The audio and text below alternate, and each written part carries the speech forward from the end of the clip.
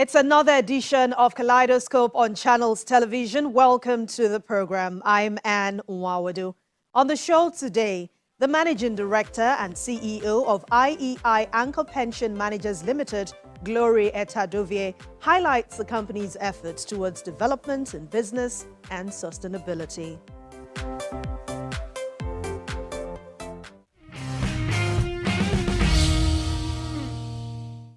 Once again, welcome. IEI Anchor Pension Managers Limited commenced operations in 2006, and since then, it's been adding its own quota to the development of the sector. Let's tell you more.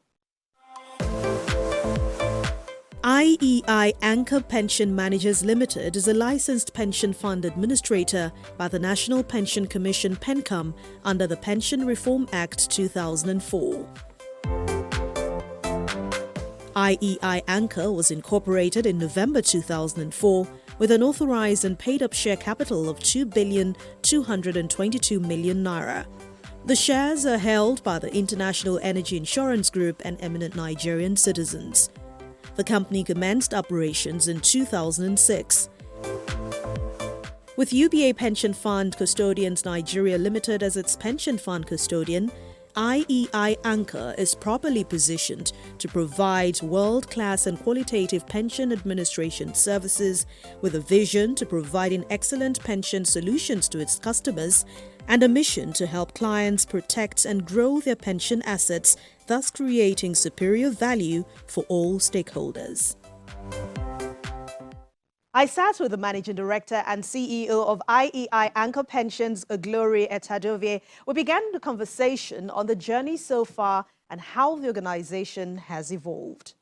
IEI Anchor Pensions has been in existence for over 15 years. There was also a name change.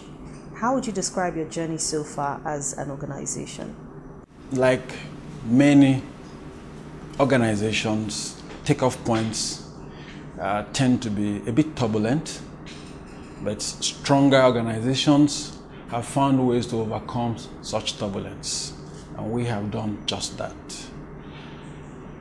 We were a third-tier PFA, and so we took off when most had taken off, and so that presented some challenges.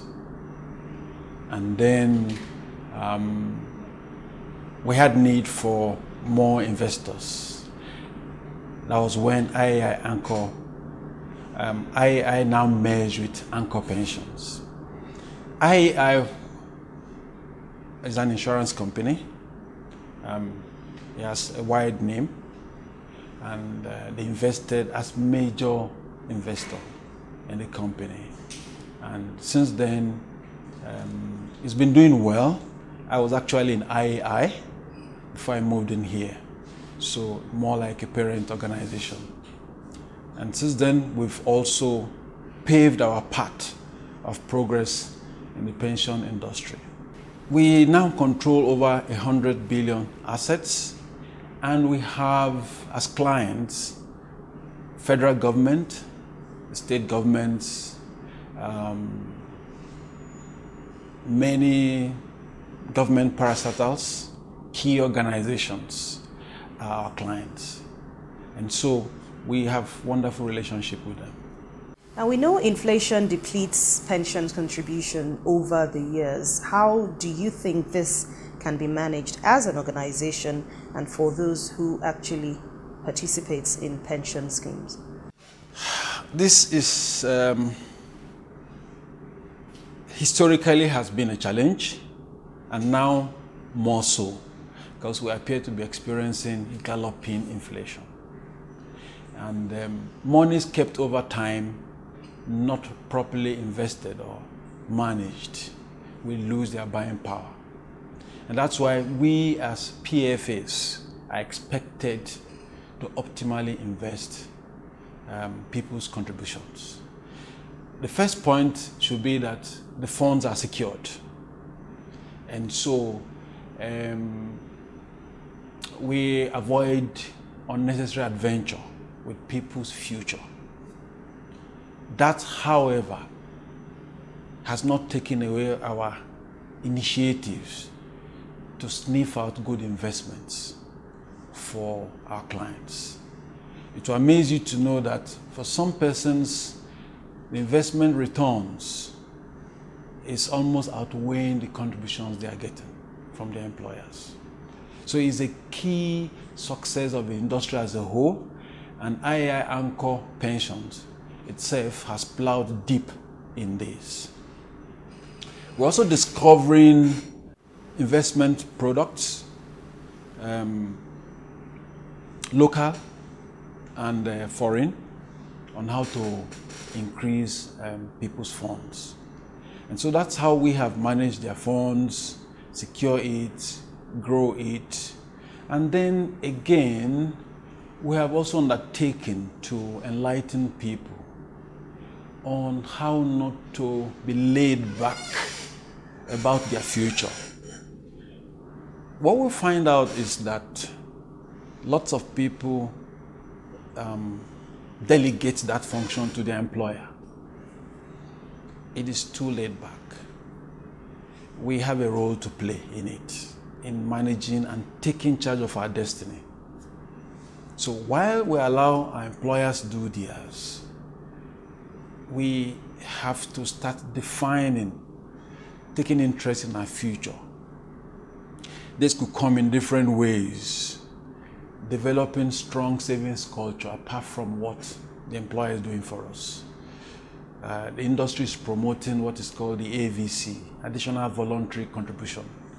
We are enlightening our clients too. There are lots of funds, careless funds that fly around that people could actually keep aside, and we'll help them to invest it. It's an attachment to the main pension itself. We also advise people on how to prepare for the future. Now, in running your business, what are those contributions you have made to add value to the society? Of course, in terms of your corporate social responsibility, which you, as a business, should actually concentrate on also. Yes, modern businesses have come to realize that you have to give back to society.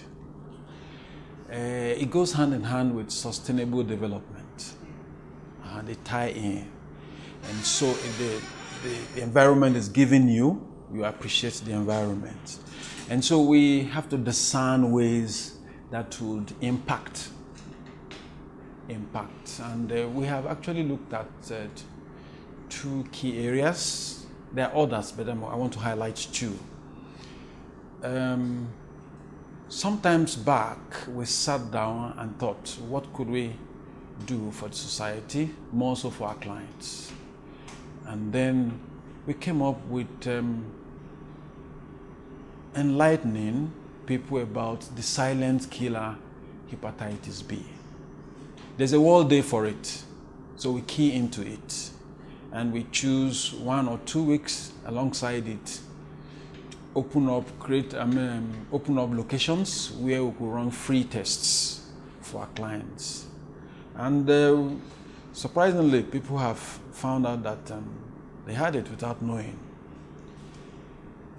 What it does is it kills the organ in the system, so the liver. And these organs work hand in hand. When one collapses, it affects the other. So we run a campaign. We also do media work on it, and then advise our clients. So this we know would add value to society. Whether they are clients or not, they also read our write-ups in the papers so that they give it attention. The other aspect is that we also have found out as a social service, enlightenment.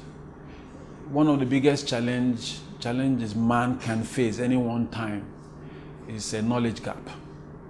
Since the CPS, Contributory Pension Scheme, came on, there is a gap in knowledge. And so we decided that it is not enough to market ourselves as an organization, but to help people see that this program is unburdening the federal government of the weight of pension. So it's bringing in private practice, profitable private practitioners to work hand in hand, so that the government can have its own hand in its own development, and then we take some weight off it, so that, and then, like I said, to help people take charge of their future. So that enlightenment is critical. I have benefited. I was in insurance for 24 years before moving to pension. And my 6 years so far opened my eyes further on things I hadn't known about pension itself. So, of course, it would be selfish to keep that kind of knowledge to self.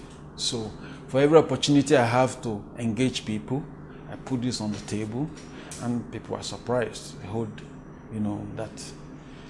In fact, we've had a sitting with a major government organ, and they had to reinvite us, invited their top echelon for a second meeting, because it was like, were we sleeping? So that knowledge in itself is empowerment.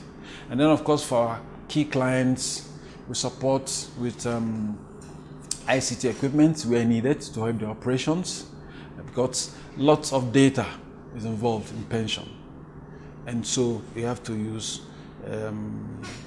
you need a robust ICT infrastructure to ensure that things are running smoothly and nobody's 1 naira is missing.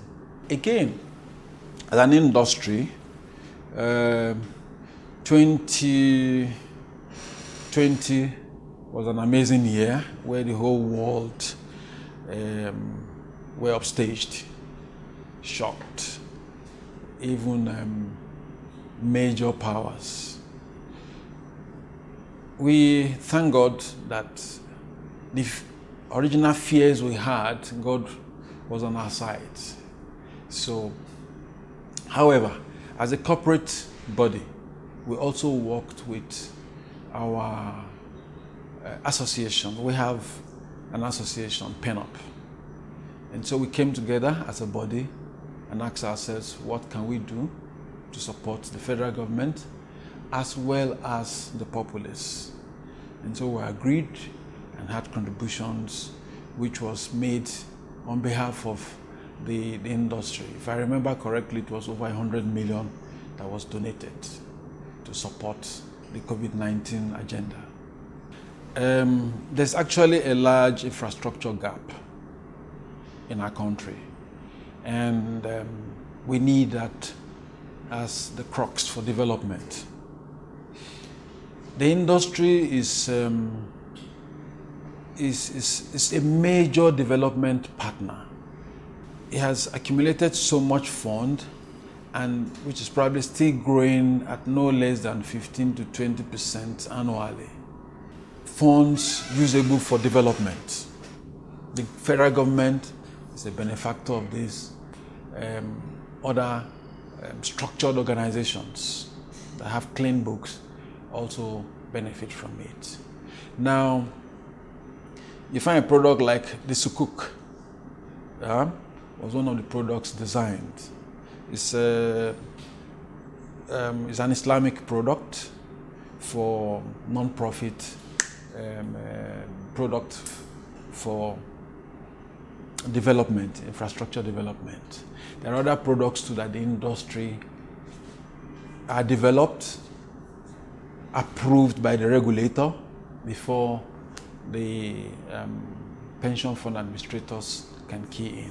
So for development, this can go in for rail development, road infrastructure, health infrastructure. In fact, all this is happening. I give you an example. We're involved in one of those. In University of Calabar, there's a product we invested in that built within 1 year a 1,600 bedded hostel, decent hostel, and equipped with modern facilities. So that is one of such structures. Some of them are developing power stations. We also have one of such in Delta State. So all over, those products are coming up, and we're keen into them, not just of the industry, of course, but we look out for them, but ensuring that there are entry and exit points because these are people's funds. So they go through critical approval process and analysis. When we return on Kaleidoscope, we'll continue the conversation. Please stay with us. Welcome back. You're still watching Kaleidoscope on Channels Television. We continue now with the Managing Director and CEO of IEI Anchor Pensions, Gloria Etadovie, to find out what the future holds for the Pension Fund Administrator. And just like insurance, the acceptance of pension in Nigeria is not so encouraging. Do you have enlightenment programs that help people at least believe the importance of pensions contribution? Yes, we have the formal sector and the informal sector.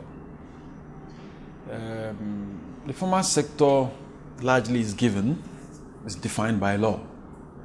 And then not too long ago, the government, which is also a minute size of the entire populace, of the workforce. So the larger population are not even having formal pension arrangements. I would say that we have informal pension arrangements in different ways. You may find like parents giving birth to children, training them, and hoping that these children will grow up and take care of them. But again, the children have to have jobs to take care of them. So we will not want to keep all our eggs in one basket. And there's nothing wrong too that the parents empowering themselves without having to be an additional burden to a struggling child trying to find his or her own feet.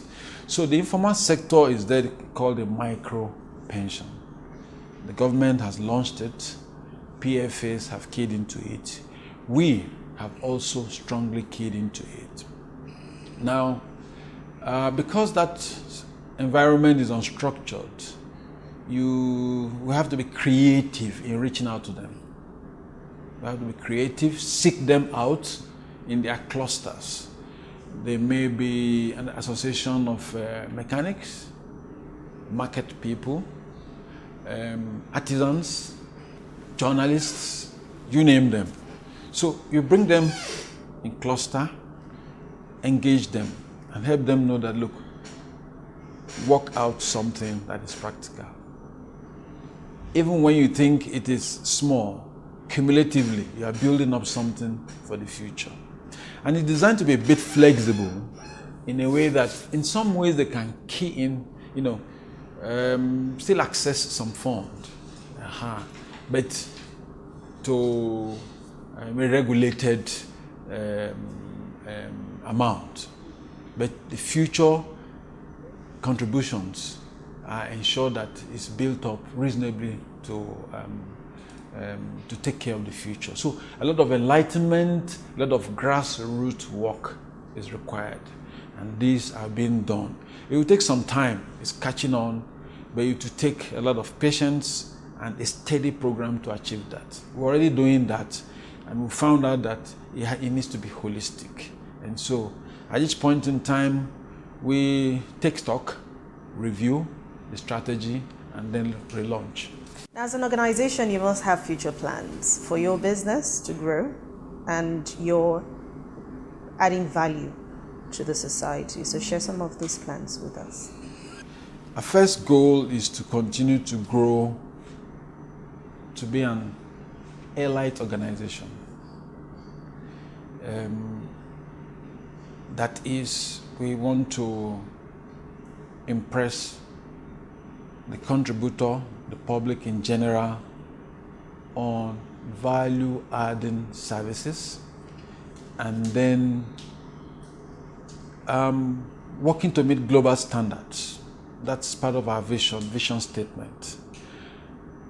The world is dynamic, the business environment is dynamic, and so we not only need to embrace change, we should look out for it and probably take steps ahead of it, be initiators of good thoughts, good ideas. So the company is growing. We have determined to reposition ourselves in the market. We are not among the biggest, but we've defined footpaths, growth paths to get to that point. One of such is enhanced customer service. Now, how does that work? The entire gamut of experience from entry point, contact with us, we want it to be an experience, an enjoyable experience. Like I told you, sometimes we support our clients with what will enhance their service to their staff. There's what we call EPCOS. That software is designed to help people to be able to remit efficiently online people's contribution. So for those who don't understand it, we train them where we see a need that they can be helped with ICT requirements. That helps that function. And then we've done it for a few, they have smoother run and complaints drop. And then our staff are being trained to continue to appreciate and value the customer. Today we have enlightened clients. You just don't tell a client stories. They will add it up, whether you are sincere or not. They will add it up. So we enlighten and continually train our staff to be as truthful as possible with the clients. Do not promise what you can't deliver. And then when you make a promise, ensure that it's followed up. And then of course, another area where the client needs to feel that is getting good service is updates on the contributions, on investment returns. So at regular intervals, they get their alerts and updates and statements as the case may be. Because when there's a vacuum of information, it creates a problem. So we have found that and then remove all the clogs. Sometimes we found where in the line. And so there's a more fluid relationship between us and our clients. Sometimes it has to be ICT based. Our social network, various platforms on which people can reach us to make the inquiries into their system. They can just walk in, do their checks, and if they're having issues, we have helplines which they can get across.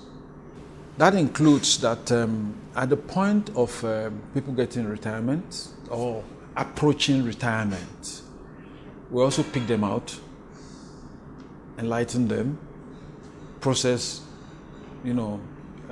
how to access their benefits, and also enlighten them on how to approach the next stage of life. And then ensure that there's a smooth flow in accessing it. Because as soon as they retire, there's a stoppage of income from this other side. And so the transition should be seamless from that point. And then even thereafter, of course, the relationship continues. So as an organization, we would continue to improve on our services to our clients, explore new ways to do that, and make sure they are happy, because that is what pays us. 2, we will continue to explore ways to give back to society. As we grow, we have more muscle, we'll be able to do more things to individuals, structured environments, even back to the government itself. So these are ways we hope to continue to impact and have footprints that will not be, that will be indelible.